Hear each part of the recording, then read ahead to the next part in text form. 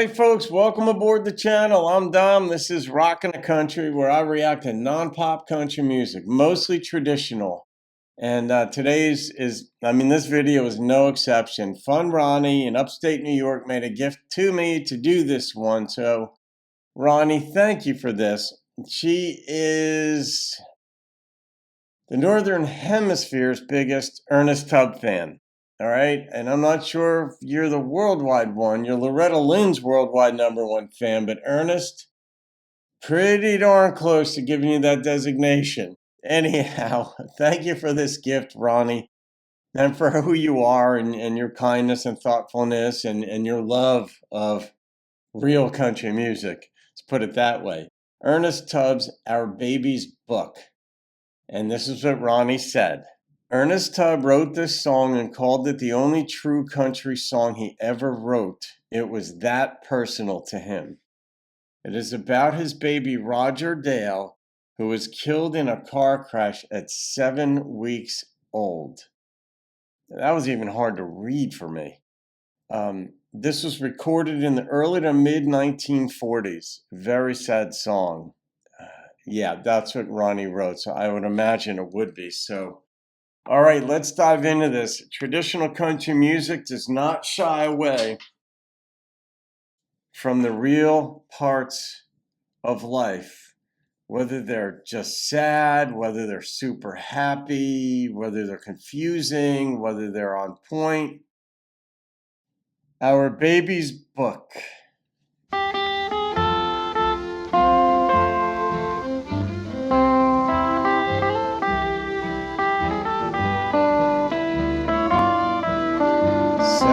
I can't imagine.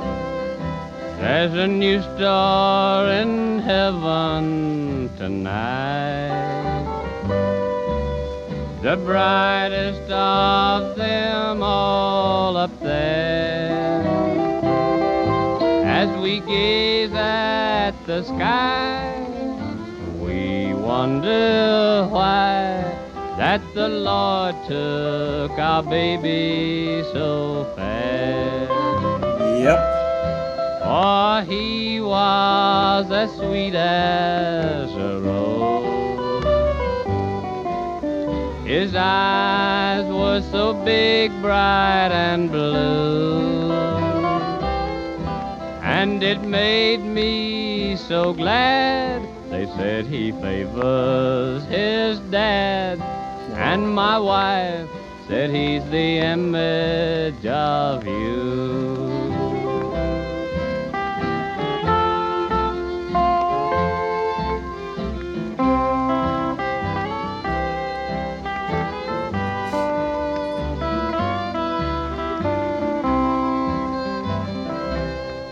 Now you should see our baby's book. It's pink and bordered with gold.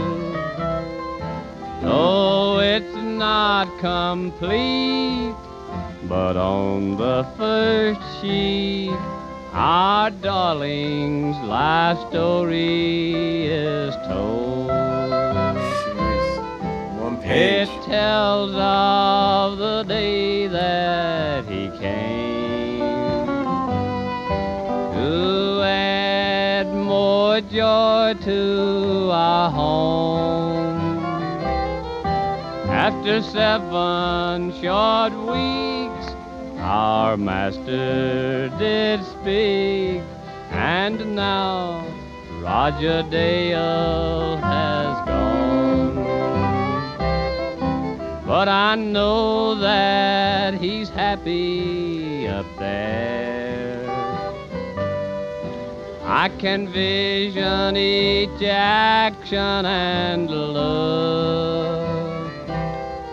Friends, as you travel on, please remember this song, for it's written in our baby's book. I put it in the book. Yeah, that's one of those things where you're so conflicted, because if you believe God is in control, or the Lord is in control of everything, and that which is a fairly common Christian belief. Some Jews think that too, but it's more prevalent in Christianity, that God's in control.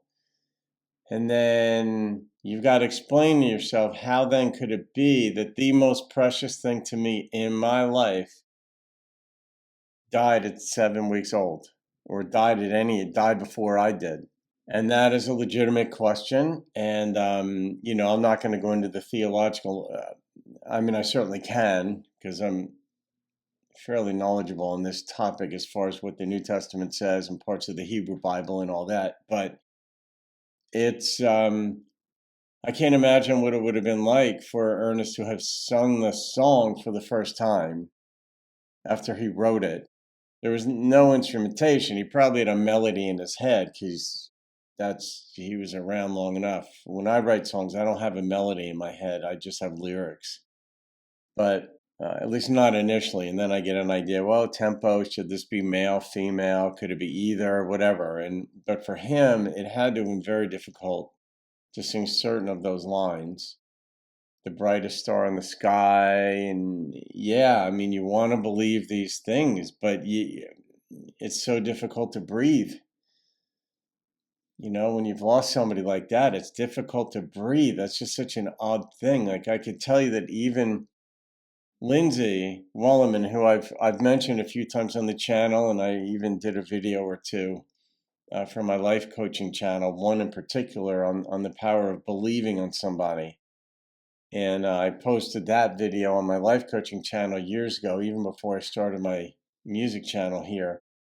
And it's one of these things that I just call her my Lindsay, just it's for easy reference. But we never dated, we never kissed, but it was on the table. Let's put it that way. It might have happened under the right circumstances, and the right circumstances were sort of unfolding.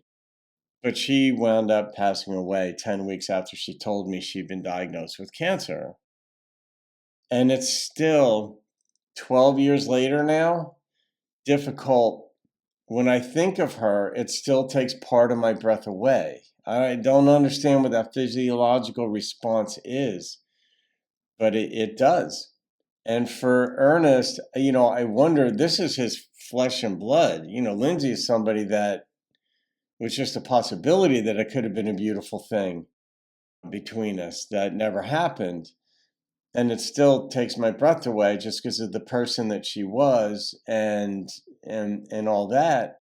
I can't imagine how you sing that, how your breath could even be in you to sing it. But he did. He got through it. He made himself do it. I'm sure he told himself, it's in honor of my child. But the unanswered questions, the hole in your heart. I'm friends with somebody else whose daughter died at age 8 when a tree fell on Rachel in their backyard. It's a freak accident, and she died in my friend Maria's arms, and I'm still very close with Maria. That was 20 some odd years ago, and Maria's able to go on with her life, but that hole in her heart's never gone. It's always going to be there. But she too is a very spiritually minded person, like Ernest, in this regard, where she believes that Rachel is at Jesus's feet and up there and happy and pain free and all that. And that I would never take that from somebody. I have my doubts about that view. But the thing is, I'm not necessarily right. I'm not necessarily wrong. I don't take away anybody's hope that they have, because I can't fathom. I didn't have kids of my own, but I cannot fathom losing one. And when I see what others go through when they do lose one, So yes, Ronnie, very sad song. And yeah, no, I'm not rating this song. You knew that was coming. It's like, God, I still don't know how he made it through that. But then again, I have a friend of mine, Billy Falcon. I reacted to a couple of his songs on the channel in the early years. And Billy, especially his song Heaven's Highest Hill, don't know how he made it through that, because I cried the first 100 times I heard Billy sing that. He was a friend of mine before he had a record deal and all this stuff. but he became a prolific songwriter in Nashville, writing for major artists. Trace Adkins, Bon Jovi's recorded like 13 or 14 of his songs, I think 3 of which went on John's greatest hits album, and others have recorded Billy. But his wife died. His wife Mila died, I think, at age 26. I think it was breast cancer. And how you sing those songs, I don't know how they get through it, but you do. So I'm going to leave it at that.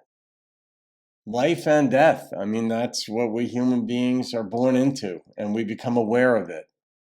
The animals, they fight or flight. They're aware of survival, but we complicate things as humans because our brain is bigger and it gives us the opportunity to complicate things, and we do. So anyway, all right, Ronnie, thank you for this. I did not know, or if I knew, it hadn't resonated so deeply with me that he lost a 7-week-old. Yeah. All right, guys. Have a wonderful day. I'll see you on another video and keep rocking the country. And my wife said he's the image of you.